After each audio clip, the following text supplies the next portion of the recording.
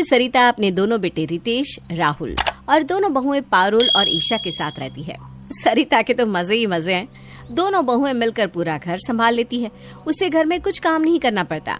सरिता की लाइफ तो शांति से बीत रही थी, लेकिन एक दिन सरिता की शांति भरी लाइफ में आ जाता है अशांति का तूफान, यानी कि सरिता की सासू मां कमला देवी। ओहो, अच्छी खासी जिंदगी चल रही थी। ये जिंदगी को झंड करने सासू मां कहाँ से आ गई। कल सुबह सुबह 4 बजे ही आ धमकेगी सासू मां। आते ही बवाल, बहू ये करते हैं, बहू वो करे। अरे ना बाबा ना, मुझसे इतना काम ना होगा। अब तक तो मैं अपनी बहुओं पर हुक्म चलाती थी, अब मेरी सास मुझ पर हुक्म चलाएगी। मेरी क्या इज्जत रह जाएगी, मेरी तो शाख ही चली जाएगी। लेकिन सास की सेवा तो बहू करती ही है। मुझे इससे बचने के लिए कुछ तो करना होगा। समझ गई मुझे क्या करना है। सरिता अपनी दोनों बहुओं को आवाज देती है, पारुल, ईशा, जल्दी यहाँ आओ। दोनों बहुएं आती हैं। जी मम्मी जी, आपने बुलाया? सरिता मुस्कुरा कर कहती है, तुम दोनों को तो पता ही है, कल मेरी सासू मां आ रही है, यानी कि तुम दोनों की दादी सास। दोनों बहुएं हैरान होकर एक दूसरे का मुंह देखने लगती है और आपस में फुसफुसाते हुए कहती हैं, भाभी ये मम्मी जी को क्या हो गया, इतनी खुश क्यों हो रही है? दादी सास आएंगी तो सासू माँ की तो जिम्मेदारी बढ़ जाएगी। दादी जी की सेवा उन्हीं तो करनी पड़ेगी। मैंने तो सुना है कि दादी जी बहुत कड़क स्वभाव की हैं। हाँ, सुना तो मैंने भी ऐसा ही है। सुना, तुम दोनों मम्मी जी के आसपास भी मत फटकना। मम्मी जी की सेवा तो मैं ही करूंगी। आई बात समझ में? दोनों बहुएं सर हिलाकर हाँ कहती है। चलो अब जाओ, सो जाओ, सुबह मम्मी जी आने वाली है। मुझे तो खुशी के मारे नींद ही नहीं आने वाली। दोनों बहुएं वहां से जाने लगती है और आपस में फुसफुसाती है। ईशा, जरूर कुछ तो गड़बड़ है। भला अपनी सास के आने से कोई इतना खुश होता है क्या? हमें मम्मी जी का ये राज तो पता करना ही होगा। दोनों बहुएं चुप जाती है। सरिता झांक कर देखती है कि दोनों बहुएं हैं या नहीं, फिर धीरे से कहती है, दोनों बहुएं यही है, वक्त आ गया है प्लान शुरू करने का। अरे वाह, मम्मी जी आएंगी कल। जो मम्मी जी की सबसे ज्यादा सेवा करेगा, मम्मी जी उसे अपनी 20 लाख की FD का पैसा देंगे। मम्मी जी की सेवा तो मैं ही खूब करूंगी और मम्मी जी खुश होकर मुझे ही सारा पैसा देकर जाएंगी। लेकिन ये बात बहुओं को पता नहीं चलनी चाहिए, वरना वो दोनों सासू माँ की सेवा करने लग जाएगी और FD का पैसा उन दोनों को मिल जाएगा। दोनों बहुएं छुपकर सारी बात सुन लेती है। ओह, तो ये बात है। भाभी, दादी जी की सेवा तो हम ही करेंगे और दादी जी का सारा पैसा हम ही मिलना चाहिए। हाँ ईशा, तुम बिल्कुल सही कह रही हो। मम्मी जी को लग रहा है कि वो सारा पैसा अकेले हड़प कर लेंगी, लेकिन हम ऐसा नहीं होने देंगे। अब देखना, हम दादी जी की इतनी सेवा करेंगे कि दादी जी हमें ही पैसा देकर जाएगी। देखना, कल सुबह हम दोनों मम्मी जी से पहले उठकर दादी जी के आने की तैयारी कर लेंगे। दादी जी खुश हो जाएंगी। सरिता कान लगाकर बहुओं की बात सुन रही थी।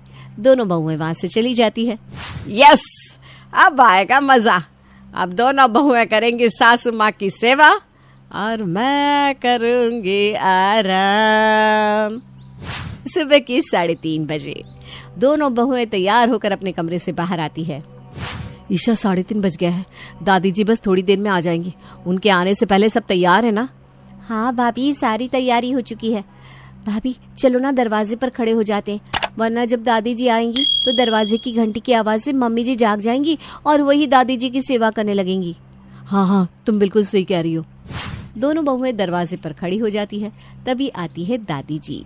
दोनों बहुएं मुस्कुराकर दादी के पैर छूती हैं। जीती रहो, खुश रहो बेटा। पारुल दादी के लिए नॉर्मल पानी लेकर आती है। अरे बेटा, मैं तो गर्म पानी पीती हूँ। दादी जी, मैं लेके आती हूँ गर्म पानी। ईशा झट से गर्म पानी लाती है और साथ में चाय भी बनाकर लाती है। दादी जी, मैं आपके लिए गर्मा गर्म चाय बनाकर लाती हूँ, अदरक वाली। बेटा, मैं सुबह सुबह चाय नहीं पीती, लस्सी मिल जाती तो अच्छा रहता। मैं अभी बनाकर लाती हूँ दादी जी। पारुल दादी के लिए लस्सी बनाकर लाती है। पारुल बेटा, नहाना है, नहाने के लिए गर्म पानी तो रख दे। जी दादी जी, अभी करके आई। दादी जी, आज आपके लिए नाश्ता मैं बनाती हूँ, बताइए क्या खाना पसंद करेंगी? एक काम कर बेटा, ज्यादा कुछ बनाने की जरूरत नहीं है, थोड़ा सा सांभर इडली बना लेना। ठीक है दादी जी। अरे थोड़ा ढोकला बना लेना। एक काम करना, थोड़ी कचौड़ी ही बना ले, बहुत दिन हो गए जलेबी खाए, थोड़ा जलेबी भी बना लेना। वैसे एक बात कहूँ, रस मलाई हो जाए तो मजा आ जाए, थोड़ा पोहा भी कर लेना, बस ज्यादा कुछ करने की जरूरत नहीं है। हाँ, तब तक मैं नहा लेती हूँ। दोनों बहुएं हैरान, फिर हाँ में सर हिलाती है। ये दादी जी खुद को समझती क्या है? इस घर को होटल समझ लिया है उन्होंने। इतना सब कुछ कैसे बनाएंगी भाभी? अरे थोड़े दिन की बात है ना ईशा, दादी जी 2-4 दिन के लिए तो आई है, और 20 लाख के बारे में सोचना। थोड़े दिन दादी जी की फरमाइश पूरी कर देते हैं, फिर तो हम मजे करेंगे ना। दोनों बहुएं मिलकर दादी के लिए पूरा नाश्ता बनाती है और नाश्ता टेबल पर लगाती है। तब तक सरिता भी सोकर उठ जाती है। मेरी तो आज आँख ही नहीं खुली, बहुत लेट हो गया। चलो जल्दी से मम्मी जी के लिए नाश्ता बना देती हूँ। मम्मी जी, उसकी जरूरत नहीं है, हमने पहले से ही पूरा नाश्ता बना दिया है। हाँ मम्मी जी, हमारे होते आप इतनी मेहनत क्यों करोगी भला, हम हैं ना। अच्छा ठीक है, जब तुम दोनों ने नाश्ता बना ही लिया है तो मेरा क्या काम बचा। मैं काम करती हूँ, थोड़ी देर और सो जाती हूँ, वैसे भी ना मेरे सर में थोड़ा दर्द है। सरिता मुस्कुराती हुई अपने कमरे में चली जाती है। अच्छा उल्लू बनाया दोनों बहुओं को, अब दोनों मिलकर मम्मी जी को संभालेगी और मैं आराम करूंगी। ईशा और पारुल सारा दिन बड़े मन से दादी सास की सेवा करती हैं। कभी दादी के लिए खाना बना रही है, कभी उनके लिए कपड़े प्रेस कर रही है, कभी उनका बिस्तर बना रही है, तो कभी दादी के हाथ पैर दबा रही है। बेटा, तुम दोनों बहुत प्यारी हो, भला आज के जमाने में बड़े बूढ़ों की इतनी सेवा कौन करता है जितना तुम कर रही हो। तुम दोनों का सेवा भाव देखकर मेरा मन खुश हो गया। पहले तो मैं यहाँ 2 दिन से ज्यादा नहीं रुकने वाली थी, लेकिन अब सोच रही हूँ पूरा 1 महीना रुक ही जाती हूँ। ये सुनकर दोनों की सिट्टी पिट्टी गोल हो जाती है। ईशा गुस्से में टहल रही थी तो पारुल जल्दी जल्दी खाना बना रही थी। भाभी, ये तो पासा उल्टा पड़ गया। हमने सोचा था दादी खुश होगी तो हमें 20 लाख रुपए देकर जाएगी, लेकिन यहाँ तो दादी ने 1 महीने रुकने का फैसला कर लिया। अब हम क्या करें भाभी, मुझसे इतनी मेहनत तो और ना होगी। तो सही कह रही ईशा, लेकिन 20 लाख रुपए चाहिए तो हमें दादी जी की सेवा तो करनी होगी। 1 महीने की तो बात है ना, उसके बाद तो दादी जी चल ही जाएंगे, फिर हम सोचो कितने अमीर हो जाएंगे। दोनों बहुएं जी लगाकर पूरा महीना दादी सास की सेवा करती है। 28 दिन बाद दोनों बहुओं की दादी की सेवा कर कर के हालत खराब हो चुकी थी। उनकी ऐसी हालत देखकर सास सरिता मन ही मन बहुत खुश हो रही थी। सरिता अपने कमरे में बैठी बहुओं की हालत पर हंस रही थी। ईशा और पारुल को क्या बुद्धू बनाया। मैंने तो ऐसे ही बोल दिया कि सासू माँ के पास 20 लाख की एफडी है और वो उसे एफडी के पैसे देगी जो उनकी सबसे ज्यादा सेवा करेगा, और मेरी बेचारी बहू है सेवा में लग गई दिल से। उन्हें तो पता ही नहीं कि उन्हें कोई पैसा वैसा नहीं मिलने वाला है। दोनों बहुएं गेट पर खड़ी सास की सारी बात सुन लेती है। मम्मी जी ने हमसे झूठ बोला, दादी जी के पास कोई पैसा नहीं है। मम्मी जी ने ये सही नहीं किया। हाँ भाभी, मम्मी जी ने ये सही नहीं किया, लेकिन हम क्या कर सकते हैं भाभी, अब हम और दादी जी की सेवा नहीं करेंगे। हाँ बिल्कुल, अब हम कोई काम नहीं करेंगे। तभी दादी की आवाज आती है। ईशा बहू, पारुल बहू, जरा यहाँ तो आना। ओहो, फिर से आवाज लगा रही है। तू जा ईशा, मैं नहीं आ रही, अब मुझे आराम करना है। भाभी मुझे भी नहीं जाना, आप जाओ ना। दोनों एक दूसरे का मुंह देखने लगती है। हमने इतने दिन दादी जी की सेवा लालच में आके की है, 1 महीना पूरा होने में सिर्फ 2 ही दिन बाकी है। जब इतना सब कर ही लिया है तो 2 ही दिन की तो बात है। देखना दादी जी कितनी खुश है, 2 दिन के लिए उनका दिल क्यों तोड़ना। हाँ भाभी, आप सही कह रही हो। दोनों बहुएं बाकी के 2 दिन भी बिना किसी स्वार्थ के दादी सास की जी जान से सेवा करती हैं। आखिरकार वो दिन आ गया जिसका इंतजार था। वो दिन था दादी जी के वापस लौटने का। वाह, मजा आ गया। आखिरकार आज सासू माँ जा रही है। मानना पड़ेगा मुझे अपने दिमाग पर।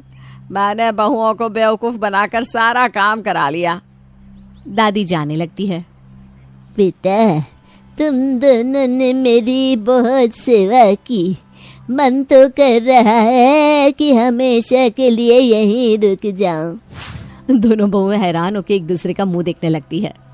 अरे डरो मत, मजाक कर रही हूँ। तुम दोनों ने मेरी इतनी सेवा की, उसके लिए मैं तुम दोनों को ये धन्यवाद पत्र देना चाहती हूँ। दादी दोनों बहुओं को एक लिफाफा देती है। दोनों बहुएं बेमन से वो लिफाफा लेती हैं। अच्छा बेटा, अब मैं चलती हूँ। दादी घर से चली जाती हैं। क्या भाभी, दादी तो बड़े कंजूस निकले। जाते जाते भी ये थैंक यू लेटर थमाकर चली गई। मुझे लगा कम से कम 100 रुपया तो देगी ही। हाँ ईशा, तुम सही कह रही हो। चलो देखे तो दादी ने लिखा क्या है। दोनों लिफाफा खोल कर देखती है तो हैरान रह जाती है। इसमें दादी जी ने हम दोनों के नाम अपनी 20 लाख की एफडी कर दी है। दोनों बहुएं बहुत खुश होती है और सरिता का मुंह उतर जाता है। अरे नहीं, मैंने तो ऐसे ही मजाक में कह दिया था। ये सासू माँ तो सच में बहुओं को 20 लाख की एफडी देकर चली गई। मैं अपनी शान पत्ती के चक्कर में खुद ही फंस गई।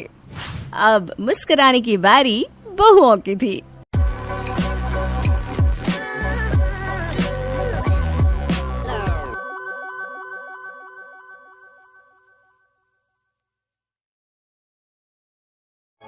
एक बार की बात है, धनीराम एक जमींदार था। धनीराम की बेटी चारू पढ़ाई में बहुत तेज थी, मगर धनीराम का बेटा दिनेश दिन भर आवारागर्दी करता था। इसी बात को लेकर धनीराम हमेशा परेशान रहता था। धनीराम, ये दिनेश कुछ काम धंधा तो करता नहीं है, सिर्फ मेरी मेहनत के कमाए हुए पैसे अपने आवारा दोस्तों में उड़ाता रहता है। तुम समझती क्यों नहीं हो? आप तो ऐसे बात कर रहे हैं जी, जैसे कि दिनेश सिर्फ मेरा ही बेटा है। आपका तो कुछ लगता ही नहीं। जब मैं उसे डांटता हूं तो तुम्हारी ही आंखों से टप टप आंसू बहने लगते हैं। अरे, आपसे डांटने के लिए किसने मना किया है? आप तो उसे मारने लगते हैं। जवान बेटा है, कहीं कुछ कर बैठा तो। अरे, जवान है तो क्या हुआ, उसे कुछ भी करने की आजादी दे दूं। देखो शारदा, दिनेश सिर्फ तुम्हारी वजह से ही बिगड़ा है। वाह पतिदेव, बेटी पढ़ाई में अच्छी है तो वह आप पर गई है। अगर आवारागर्दी करता है बेटा तो उसे मैंने बिगाड़ा है। आप तो जी जवानी में बड़े सीधे थे। मैंने तो अपने पिता की दौलत को अपने आवारा दोस्तों में कभी नहीं उड़ाया। 20 साल की उम्र में ही काम करने लगा था और अपने पिता का हाथ बटाने लगा था। और तुम्हारा बेटा तो अपने पिता के ऊपर बोझ है। बस कीजिए, इतना भी बिगड़ा हुआ नहीं है मेरा बेटा। अरे, इतनी दौलत है, कहाँ ले जाओगे? एक दिन तो वह दौलत दिनेश को ही मिलनी है। बिटिया तो अपने घर चली जाएगी। गांव में ऐसा कोई व्यक्ति नहीं है जिसने मुझसे दिनेश की शिकायत ना की हो। परसों तो दिनेश ने हद कर दी। मुखिया की बेटी बिंदिया को भी छेड़ा है उसने। बस बस, अब मैं अपने बेटे के खिलाफ एक शब्द नहीं सुन सकती। पता है मुझे आपके मुंह तो वो कलमुआ नौकर प्रकाश सिर पर चढ़ा है। संसार में तुम ऐसे पहले पिता होंगे जो अपने बेटे की जगह अपने नौकर की तारीफ करते फिरते हो। नौकर, आप आ गए मालिक। आपके कहने के मुताबिक मैंने सुबह ही खेतों में पानी डाल दिया है और जो आपने गड्ढा खोदने के लिए बोला था वो भी खोद दिया है। अभी तो सुबह के 7 बजे प्रकाश, तू कितने बजे से काम पर लग गया? मालिक, मैं सुबह 4 बजे ही आ गया था। एक बात और बतानी थी आपको। कौन सी बात? कुछ देर पहले मुखिया यहां आया था, आपको बहुत उल्टी सीधी सुना रहा था। बोल रहा था अगर वो जमींदार है तो क्या उसके लड़के को गांव की लड़कियां छेड़ने का कोई लाइसेंस मिला है क्या? वो पुलिस में रिपोर्ट करने की धमकी देकर गया है मालिक। अच्छा है, वो पुलिस में रिपोर्ट कर दे। एक तू है प्रकाश और एक मेरा बेटा है। दिन भर कुछ नहीं करता सिवाय आवारागर्दी करने के अलावा, और मैं उससे कुछ कह भी नहीं सकता क्योंकि मेरा कुछ भी कहना उसकी मां को बहुत बुरा लगता है। आप दिनेश बाबू को समझाते क्यों नहीं? मैं उसे समझा कर थक गया हूं। मालिक, मुझे कुछ देर के लिए जरूरी काम है। अगर आपका आदेश हो तो मैं कुछ देर के लिए चला जाऊं। क्या बात है प्रकाश, कहीं तेरा कोई चक्कर वगैरह तो नहीं चल रहा? अरे नहीं मालिक, मुझ जैसे गरीब नौकर से भला कौन सी लड़की अपना चक्कर चलाएगी। ठीक है, जा। 2 घंटे के लिए नहीं, 4 घंटे के लिए चला जा। वैसे भी सारा काम तो तू कर ही चुका है। जंगल में नदी किनारे चारू, मैं तुम्हारा कब से इंतजार कर रही हूँ प्रकाश। घर में तो तुमसे बात करने का मौका मिलता ही नहीं। चारू, आज मैं तुमसे साफ साफ कहने आया हूं कि अब मैं तुमसे नहीं मिल सकता। लेकिन क्यों प्रकाश? मैं तुमसे प्रेम करती हूँ और तुम भी प्रेम मुझसे तो मैं भी करते हो। तुमसे करता हूं, लेकिन मत भूलो कि मैं तुम्हारे घर का नौकर हूं। मालिक मुझ पर कितना विश्वास करते हैं, लेकिन कहीं अगर किसी दिन मालिक को कुछ पता लग गया तो वो मेरे बारे में क्या सोचेंगे? मैं कुछ नहीं जानती प्रकाश। मैं तुमसे प्रेम करती हूँ और तुमसे ही शादी करूंगी। अगर मेरी तुमसे शादी नहीं हुई तो मैं जहर खाकर अपनी जान दे दूंगी। चारू गुस्से से वहां से चली गई। कुछ दिन ऐसे ही बीत गए। एक दिन शहर से हुकुमचंद नाम का एक बड़ा व्यापारी मुखिया को लेकर जमींदार के पास आता है। मुखिया को देखकर धनीराम चौंक गया। मुखिया जी, मैं दिनेश की हरकत पर बहुत शर्मिंदा हूं। अरे नहीं धनीराम जी, दिनेश की हरकत को मैं कब का भूल चुका हूं। आप भी भूल जाइए। दिनेश बच्चा है और बच्चे तो गलती कर ही देते हैं। दरअसल धनीराम जी, मैं हुकुमचंद जी को आपसे मिलवाने के लिए लेकर आया हूं। हुकुमचंद जी शहर में बहुत बड़े सोने के व्यापारी हैं। नमस्ते धनीराम जी। मुझे मुखिया जी के द्वारा ही आपके बारे में पता लगा है। मुझे एक अच्छे और सच्चे व्यक्ति की तलाश थी। मुखिया जी ने बताया कि आप बहुत ईमानदार और धनवान व्यक्ति हैं। मुखिया जी ने मेरी तारीफ तो कुछ ज्यादा ही कर दी। मुझसे ज्यादा अच्छे इंसान तो मुखिया जी हैं, जिन्होंने मेरे बेटे की गंदी हरकत को भी माफ करके भुला दिया। बताइए, आपको मुझसे क्या काम है? दरअसल मैं सोने का एक बहुत बड़ा व्यापारी हूं और मैं हिंदुस्तान छोड़कर विदेश में बसना चाहता हूं। मेरे पास कुछ सोने का स्टॉक है। मैं चाहता हूं कि उस सोने को आप खरीद लें। मैं वो सोना आधे पौने दामों में बेचने के लिए तैयार हूं। इतना कहकर हुकुमचंद ने एक बड़ी सी अटैची धनीराम के सामने खोल दी।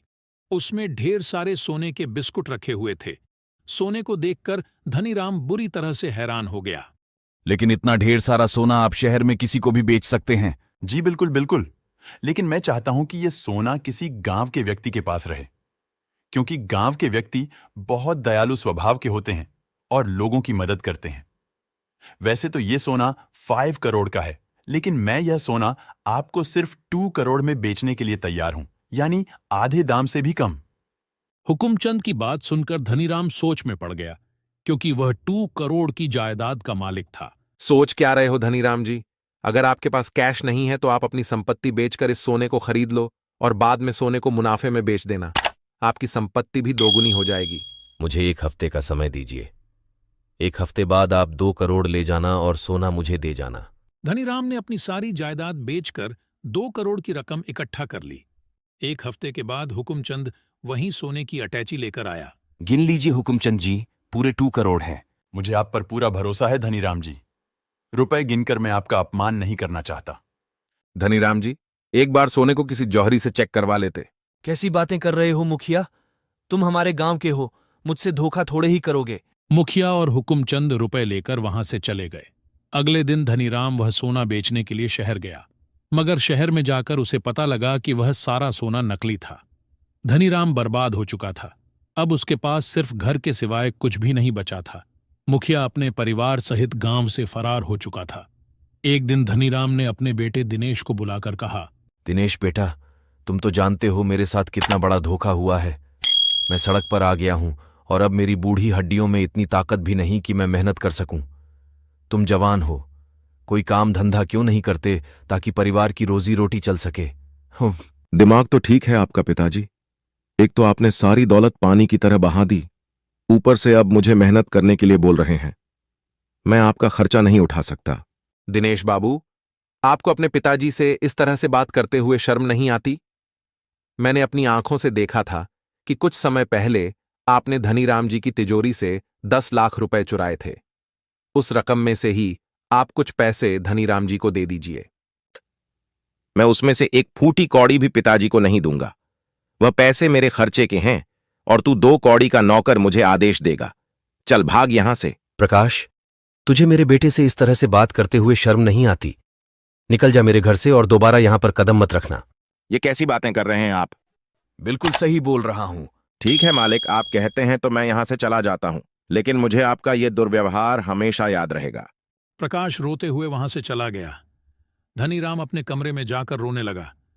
तभी चारू रोती हुई अपने पिता के पास आकर बोली, ये आपने अच्छा नहीं किया पिताजी। प्रकाश तो आपका पक्ष ले रहा था और आपने उसे ही धक्के देकर बाहर निकाल दिया। मैंने अपने दिल पर पत्थर रखकर प्रकाश को घर से बाहर निकाला है बेटी। तुम तो जानती हो कि मेरे हाथ से सब कुछ छिन गया है। मेरी आंखों के सामने दिनेश ने एक जोरदार थप्पड़ प्रकाश के गाल पर मार दिया। मैं प्रकाश को इससे ज्यादा अपमानित होते नहीं देख सकता था। अगर मैं प्रकाश से प्यार से बोलता तो वो मुझे छोड़कर ही नहीं जाता। मजबूरी में मुझे ये रास्ता अपनाना पड़ा। प्रकाश एक अनाथ था। वह रोते हुए बगैर टिकट के ट्रेन में बैठ गया। मैं अब इस गांव में नहीं रहूंगा। जब मालिक ने ही मुझे निकाल दिया तो फिर मेरा इस गांव में क्या काम? प्रकाश ट्रेन में काफी दूर तक निकल गया था। जिस डिब्बे में प्रकाश बैठा था वहां पर उसके और एक व्यक्ति के अलावा और कोई भी मौजूद नहीं था। अचानक उस व्यक्ति के मुख से झाग निकलने लगा। प्रकाश दौड़ते हुए उस व्यक्ति के पास चला गया। ये तुम्हारे मुंह से झाग क्यों निकल रहा है? मैंने कुछ देर पहले जहर खा लिया है। मैं एक बहुत ही धनवान व्यक्ति था, मगर एक नंबर का अय्याश था। मेरी वजह से मेरी पत्नी और बच्चों ने आत्महत्या कर ली। इस बैग को देख रहे हो? इस बैग में हीरे हैं। मैं इन हीरो को लेकर विदेश में जाकर बसना चाहता था, मगर मेरी पत्नी और बच्चों की याद मेरा पीछा नहीं छोड़ती। जब वही इस दुनिया में नहीं रहे तो मैं जीकर क्या करूंगा? इतना कहकर उस व्यक्ति ने दम तोड़ दिया। प्रकाश ने देखा कि उस बैग में हीरे भरे थे। प्रकाश एक चतुर व्यक्ति था। वह समझ गया कि अगर उसने इसके बारे में पुलिस को बताया तो पुलिस उल्टा उसे ही गिरफ्तार कर लेगी। प्रकाश इस बैग को लेकर अगले रेलवे स्टेशन पर उतर गया। प्रकाश उन हीरो को बेचकर बेहद अमीर आदमी बन गया। अमीर होने के बाद प्रकाश को चारू की याद सताने लगी। सुखिया चाचा, आप धनीराम जी कहाँ गए? उनके साथ तो बहुत बुरा हुआ प्रकाश। दिनेश ने अपने परिवार के सभी लोगों को धक्के देकर बाहर निकाल दिया। यह सदमा धनीराम की पत्नी बर्दाश्त नहीं कर सकी और वह इस दुनिया से चल बसी। धनीराम चारू को लेकर पता नहीं कहां चला गया। लेकिन यह मकान तो धनीराम जी के नाम पर था ना? लेकिन दिनेश ने चुपके से इस मकान को भी गिरवी रख दिया था। धनीराम के पास इतने पैसे नहीं थे कि वो इस मकान को छुड़ा पाए। जाते वक्त धनीराम तुम्हें याद करके बहुत रो रहे थे भाई। मुझे याद कर रहे थे? लेकिन उन्होंने ही तो मुझे घर से बाहर निकाला था। नहीं प्रकाश, उन्होंने तुम्हें ज्यादा अपमानित होने से बचाने के लिए अपने कलेजे पर पत्थर रखकर तुम्हें घर से बाहर निकाला था। प्रकाश ने चारों ओर धनीराम की बहुत तलाश की, मगर वह उसे गांव में कहीं भी नहीं मिले। थक हार कर प्रकाश उन दोनों को शहर जाकर तलाशने लगा। एक दिन तलाश करने के दौरान प्रकाश की नजर दिनेश, हुकुमचंद और मुखिया पर पड़ी। वो तीनों एक कार में अंदर बैठे हुए थे। प्रकाश हैरत में पड़ गया। ये तो मुखिया और हुकुमचंद है जो धनीराम जी को बर्बाद करके गांव छोड़कर भाग गए थे। उनके साथ दिनेश क्या कर रहा है? इनका पीछा करना चाहिए। वाकई दिनेश तुम्हारे दिमाग को मान गए। किस तरह से तुमने अपने बाप को छूना लगाकर उनकी सारी जायदाद अपने नाम कर ली भाई।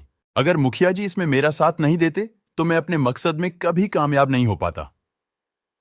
मेरा पिता एक नंबर का बेवकूफ इंसान था। मैं जरा से पैसे क्या खर्च कर देता था, घर में रोज रोज झगड़ा करता था। वो तो भला हो मुखिया जी का, जिन्होंने मुझे ये सारी योजना बताई। दिनेश, तुम मेरी बेटी से प्यार करते थे, लेकिन तुम कोई काम धंधा तो करते नहीं थे। और धनीराम तुम्हें कभी भी व्यापार करने के लिए पैसे नहीं देता। इसलिए मैंने पहले ये अफवाह उड़ाई कि तुमने मेरी बेटी को छेड़ा है, और कुछ महीनों बाद में हुकुमचंद को लेकर धनीराम के पास पहुंच गया और उसे ऐसा जताया कि जैसे मैंने तुम्हें माफ कर दिया है। धनीराम मेरी इस भलाई को देखकर सब कुछ भूल गया और मुझ पर विश्वास कर बैठा। प्रकाश गुस्से में, भगवान तेरे जैसी औलाद किसी दुश्मन को भी ना दे। अरे, तेरे जैसा कपूत जिस घर में पैदा हो जाए उस घर को बर्बाद होने से भला कौन रोक सकता है? प्रकाश, तुम्हारे शरीर पर ये महंगे कपड़े कहां से आए? इसे चुराकर लाए हो? प्रकाश नहीं कृष्णा कहूदिश। कल के वक्त का एक मामूली नौकर आज के वक्त का एक बहुत बड़ा धनवान व्यक्ति बन चुका है, जो तुम्हारे जैसे ना जाने कितने दिनेश को खड़े खड़े खरीद लेगा। तुम्हें तुम्हारे किए की सज़ा जरूर मिलेंगी। सीधी तरह से ये बता दो कि धनीराम जी और चारू कहाँ हैं। मुझे ये क्या पता वो कहाँ है? हो सकता है सड़क पर रोड एक्सीडेंट में कहीं मर गए होंगे। दिनेश की बात सुनकर प्रकाश को बुरी तरीके से गुस्सा आ गया। उसने गुस्से में तीनों को पीट दिया और तुरंत पुलिस के हवाले कर दिया। प्रकाश बेहद अमीर आदमी बन चुका था। पुलिस ने उन तीनों को धोखाधड़ी के आरोप में जेल में बंद कर दिया। प्रकाश मंदिर में रोज प्रार्थना करने जाता था और एक दिन उसकी नजर मंदिर की सीढ़ियों पर पड़ी।